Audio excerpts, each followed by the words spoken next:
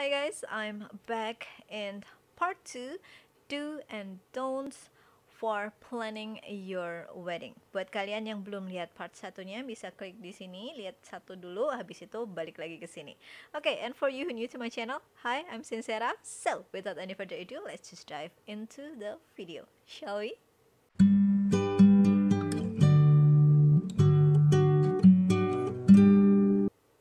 Nah, untuk yang don'ts ini aku bakalan banyak baca lewat HP. Soalnya kalau aku ngomong langsung bakalan mumbling kemana-mana. Kalau sempet inget dulu rasa-rasa sebelnya, aduh kenapa ngakuin ini, kenapa nggak gini, kenapa nggak gini, bisa nggak selesai-selesai videonya. Jadi aku putusin untuk baca aja dari blogku. Kalau kalian mau baca sendiri bisa cek my blog out, sincerely.home.blog. Pastinya aku leave juga di description box kak. Yang pertama adalah don't rush your decision on finding the right vendors.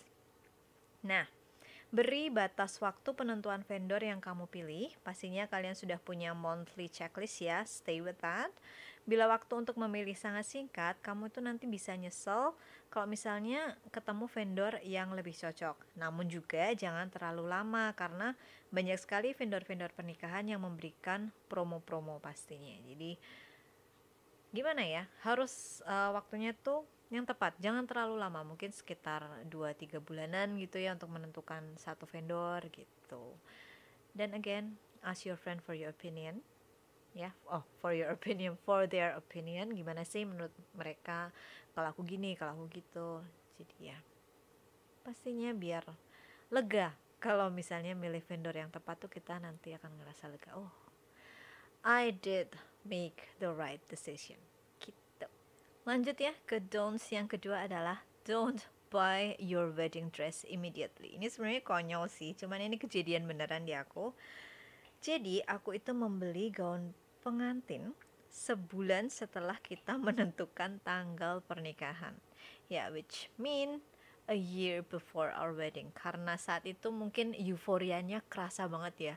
Bener-bener kerasa excited, pengen segera ini, pengen segera itu. Jadi aku langsung browsing-browsing nih, browsing gaun-gaun pengantin dan dapet itu dapet yang aku suka yang bentuk Sabrina gitu, terus nggak yang ball gown, dan itu aku dapat online. Aku lupa sih, aku beli di Shopee. Aku inget banget aku beli di Shopee, dan harganya kayaknya aku bilang di video selanjutnya nggak gitu mahal, harganya itu sekitar 900.000 sama ongkir ya, jadi sekitar 1 jutaan. And aku sih nggak bisa bilang apa ya, aku nyesel, cuman habis deket-deket itu aku sempet juga coba satu gaun gitu ya, nyewa, tapi itu ball gown. Atasnya sih hampir sama kayak gaunku, cuman bawahnya dia modelnya yang ball gown yang gede, and I like it. Ya, aku suka pakai itu, cuman karena udah ada gaun dan again tight budget, aku akhirnya tetap memutuskan memakai gaunku yang pertama. Well, nggak kecewa sih, cuman seandainya aku bisa mengerem rasa euforiaku itu, aku bisa lebih punya banyak waktu untuk memilih-milih gaun yang aku pakai gitu. Tapi untuk nyesel sih enggak, I love my dress, cuman nggak dapet apa ya, that aha moment, nggak dapet kayak itu reality show, are you saying yes to the dress? Nah, aku nggak dapet momen itu, aku nggak tearing up, aku nggak apa-apa, cuman ya suka aja sama gaunnya. Lanjut ke don'ts yang ketiga adalah don't afraid to say something that you want. Nah, it is your wedding day. It is your wedding day, you've planned this whole thing, you've paid a lot of money for this day, you deserve to get everything that you want. Ya kan? Pasti banget, itu halnya pasti banget. Nah, me in the other hand just went with the flow. Jadi ini pengalaman aja ya. Satu hal yang buat aku kecewa adalah tidak meminta fotograferku untuk memotret aku dan suami di hotel berdua. Biasanya kan ada toh foto berdua sama suami yang ya gaya-gayaan gitu. Cuman karena waktu itu tuh waktunya tuh beneran mepet. Jadi aku mulai dandan jam 8 atau jam 9, acaranya pemberkatan aku itu jam 1.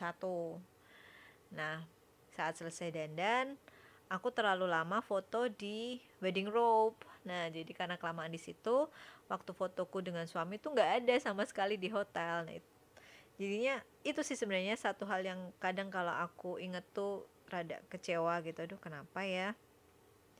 Kok nggak aku minta? Dan pas di resepsi itu aku juga udah diingetin sebenarnya sama tante suamiku kalau harus foto di hotel dulu nih, jangan lupa ya habis resepsi. Cuma waktu itu karena mungkin udah terlalu capek, aku nggak ngelakuin itu.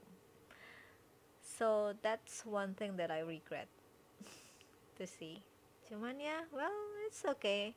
I have plenty of time to take a picture with my husband. So again, it's fine. Nah, don'ts yang terakhir adalah don't stay up all night before your wedding day. Nah, ini penting banget ya. Seberapapun bersemangatnya kamu karena besok kamu menikah atau kegirangannya kamu karena ketemu sahabat kamu, jangan deh, pokoknya jangan usahain banget, jangan begadang karena hari pernikahan itu sangat amat melelahkan. It's really drained our energy, especially for me and my husband because we are introvert. Tapi nggak tahu kenapa ya, walaupun capeknya setengah mati, cuman pas wedding itu kita sama sekali nggak kerasa lapar, jadi makannya cuma sedikit. I don't know if that even happens to you guys. Kalau yang udah married mungkin lihat video ini, kejadian nggak sih nggak kerasa lapar, beneran nggak kerasa lapar, jadi makannya tuh cuma dikit aja. Mungkin karena stresnya kali ya. Well, back to the topic. Pas itu sih waktu semalam sebelum pernikahan aku nggak begadang sih, cuman aku memang tidur jam 11 atau jam 12 malam. Sebab itu tadi ketemu sahabat-sahabat aku tuh seneng banget, udah lama nggak ketemu mereka, kumpul beneran kumpul karena kita bertiga itu ada di 3 different town. Jadi pas itu ngumpul bisa ngobrol-ngobrol, bisa seneng banget akhirnya. Ya itu, karena saking kesenangannya jam 12 baru tidur, habis itu bangun rada capek, tapi untungnya sih semuanya lancar. But kalau bisa tidur lebih awal pastinya akan bisa lebih segar lagi gitu. Nah, itu tadi beberapa don'ts yang bisa membantu kalian untuk tidak dilakukan saat merencanakan pesta pernikahan kalian. Again, it's your own wedding ya. Kalau misalnya kalian comfortable dengan menggunakan IO, nggak mau repot lah apa, just do that because it's your own wedding. Tapi kalau misalnya kalian seperti aku, yang suka sensasinya, yang suka rasanya merencanakan segala sesuatu dari awal, semoga tadi tips-tipsnya bisa membantu kalian ya. And last but not least, aku mau baca satu kalimat, beberapa kalimat dari blog aku. Yang perlu diingat, yang paling penting adalah enjoy your wedding day. It's your day, cherish it, sebisa mungkin relax dan nikmati setiap prosesnya. Dan bila nantinya ada hal yang kurang berkenan atau tidak sesuai dengan apa yang kamu pikirkan, let it go. Let me give you a spoilers.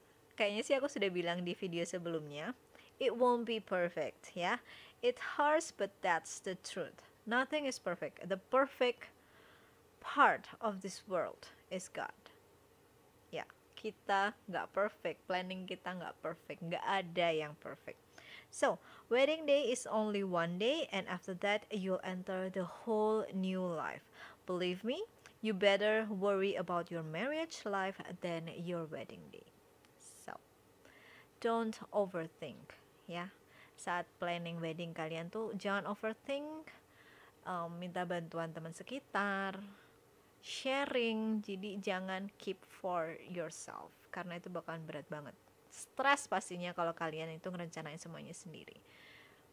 Butuh bantuan orang lain itu pasti. Dan pastinya kalian punya dong orang yang sayang sama kalian dan bantu kalian semua. Gitu. So, I hope you enjoy watching my video. Moga-moga video ini bisa membantu kalian ya. Bukan cuma untuk kalian yang mau ngerencanain pernikahan loh, yang jomblo atau mungkin teman kalian ada yang ingin merencanakan pernikahan, bisa nih share video ini supaya bisa bantu teman kalian. And yeah, last but not least, thank you very much for watching and see you in my next video. Bye, love you all guys. Mwah.